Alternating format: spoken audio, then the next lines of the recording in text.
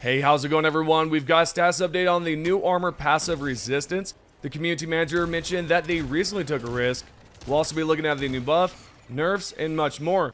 Support the channel by clicking the like button below, subscribing, and turning on notifications at any point.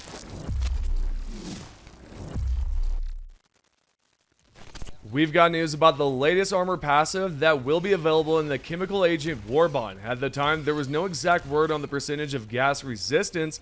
However, someone knows that Arrowhead had originally written that the resistance was 100%, which doesn't make sense because at that point, you would be practically immune, right?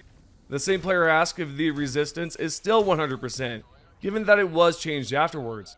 The community manager Baskinator mentioned that this was a placeholder text and wrote, "Yeah, there was a placeholder text in there. It's actually 80% resistance." Yesterday, I thought they would have given it a 75% resistance, similar to the armor passive that's available in the Freedom's Flame Warbond, but this is much better than I imagined. I intend on testing this out to see how well the gas resistance holds up against the orbital gas strike, as well as the new toxic gas stratagems. What do y'all think about the resistance? Sounds good enough? Or no? Let me know. On a related note, the same community manager responded to a member out of nowhere about the latest Warbond and how the developers took a risk.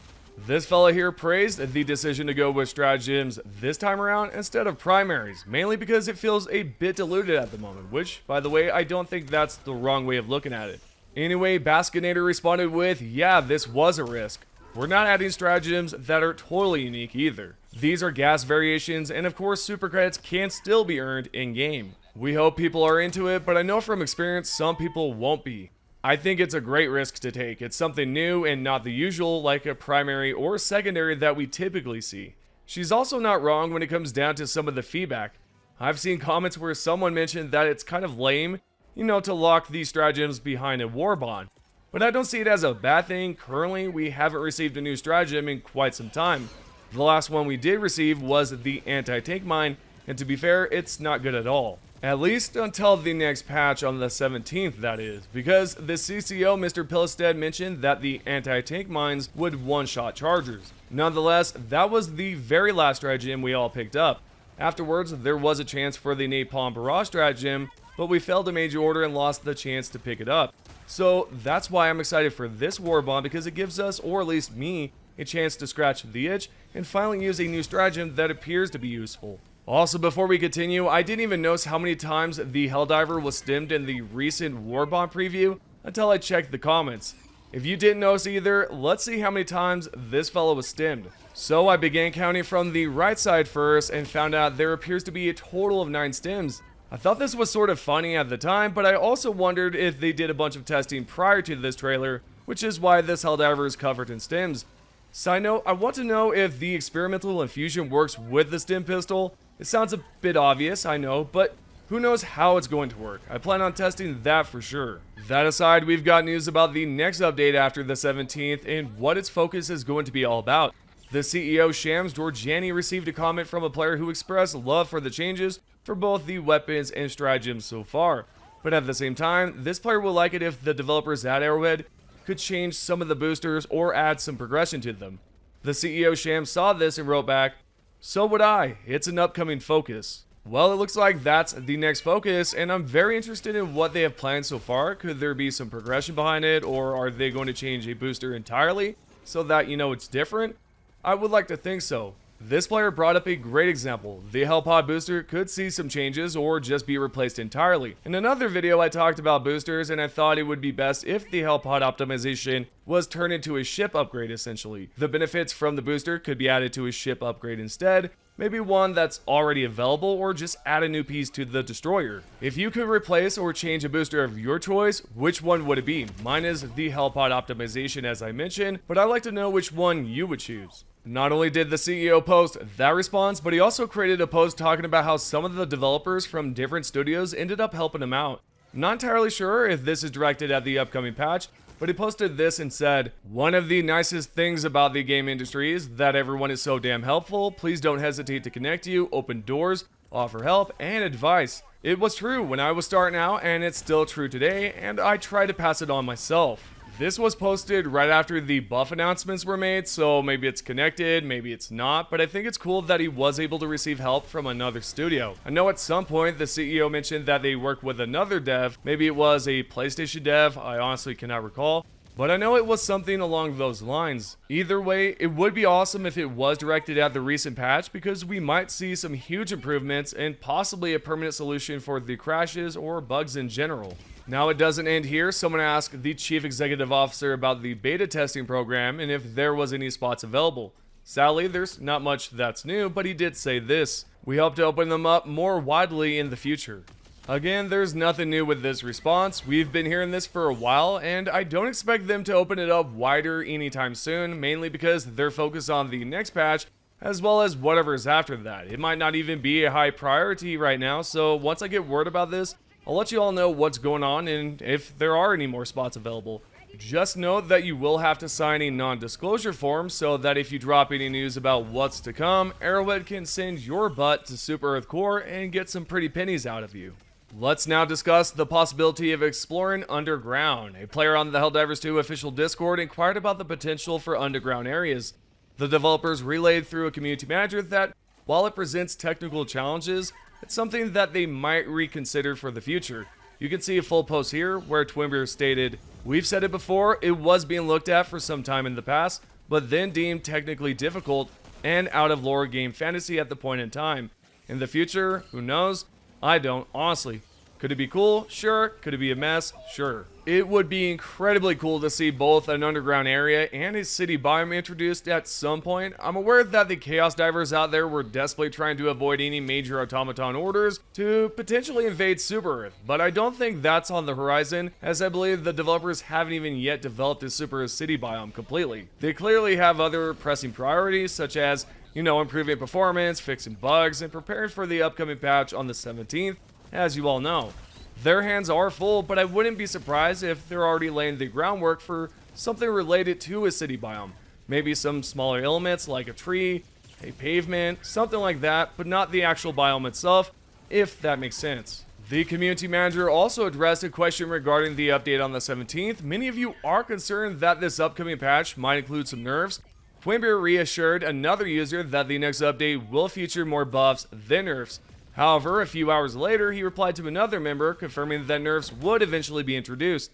Right here he wrote, "I hear you. Will there be more nerfs? Of course there will. Anytime you balance a ton of things, others will need looking over as well. That being said, this patch will see a lot more buffs in general. It will focus on making guns and equipment feel more viable, making you vulnerable if you mess up while letting you do more damage and be more effective when you have the right tools for the job. Better dynamics and we hope more fun." Now this is to be expected, right? They're making numerous adjustments and fine-tuning things, and I don't think many players will take it kindly, but they should because, as I mentioned, it's to be expected. You can't buff a bunch of weapons and stratagems without eventually balancing them out to prevent them from becoming overpowered. This doesn't mean they're going to ruin the fun, as some may think. It just means they need to ensure the game isn't too easy, which could be the case with these buffs.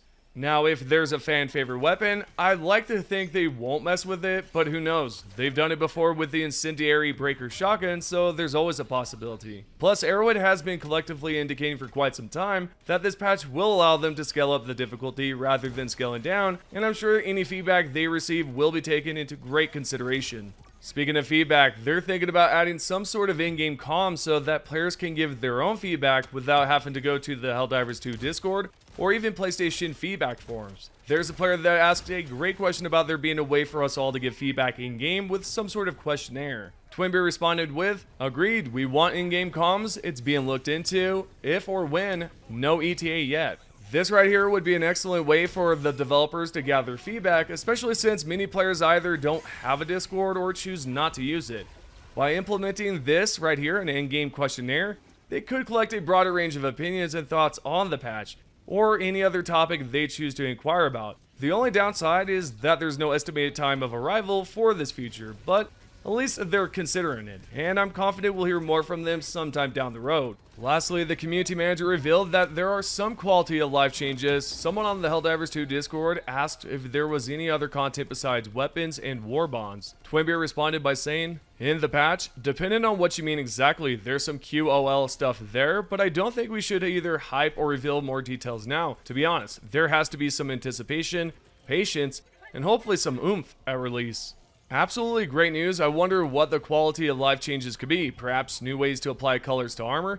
I know that Arrowhead has discussed this before, as well as adding a supply icon on the map, so that when you deploy a supply drop stratagem, it will indicate exactly where it is on the map. Or could it be something as simple as fixing persistent crashing or some of the bugs?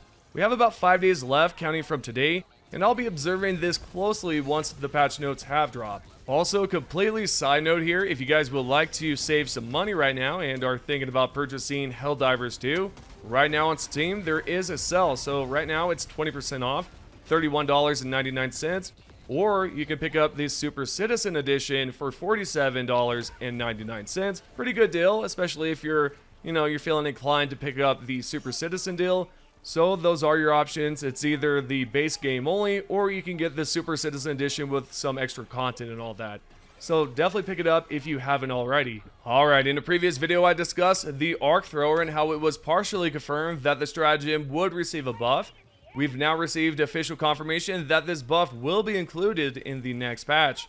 This came about when a player on Reddit commented on a post expressing that they would like to see buffs for both the assault rifle and the arc thrower. A member of the Arrowhead support team responded to this comment and wrote, "Prepared to put a smile on." Then, in another post, this same exact support team member wrote, "Stay tuned. Though I can't get into specifics, I can say that the arc thrower is going to be amazing."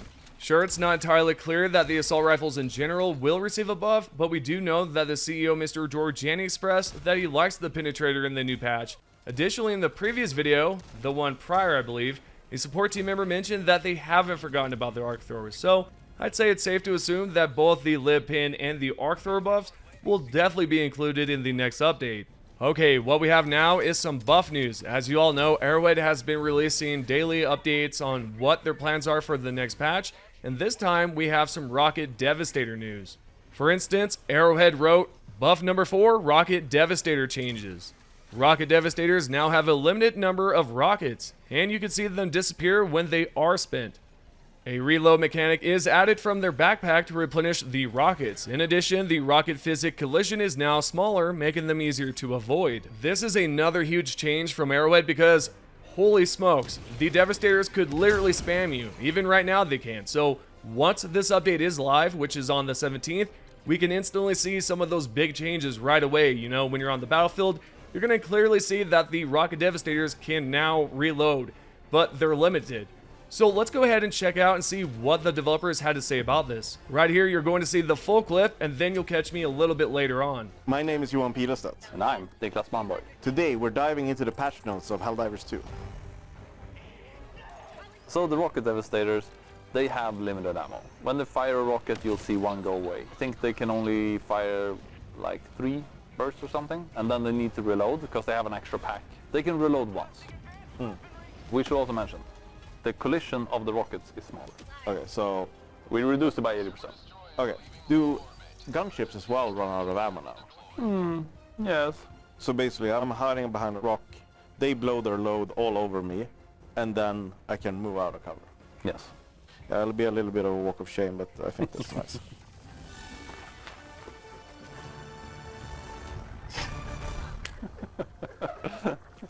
Yeah, that reload mechanic looks awesome. Now, I'm not trying to, be sent to the democracy officer. I'm just saying, guys, that stuff looks amazing. And to be honest, I think they're doing an excellent job with this next update, and I think it's going to be their best one yet. Better than the Escalation of Freedom, of course. So I think that is a great change, and maybe they'll do some additional changes to the other enemies. We'll find out, but that one right away is awesome to see. With all the information being said, this is your Helldivers 2 news. If you guys would like to be featured in the video at any point, comment down below and you might just be featured in the next one. The first comment is by Andrew Kent, 4762. The people complaining about it too easy? Look at yourselves. Look at everyone who's gone. Shut up. The second comment is by Nate Hansen, 9672. The people who are hating on this update, I'm just assuming hate fun. I'm not taking them seriously anymore. I'm just gonna enjoy shredding everything in sight. And last but not least, we have John McHale, 3263. This game's fanbase is all over the place. And those comments are directed at the last video because a lot of people were complaining about, you know, the update, the buffs, Warbonds, and a bunch of stuff. It's ridiculous, but that's been going on for quite some time. And I appreciate everyone who has commented in the last video. Remember, if you want to be featured in the next video at the end, if I can talk, then all you have to do is comment down below. Thank you guys so much for watching the video, and hope to see you guys in the next one.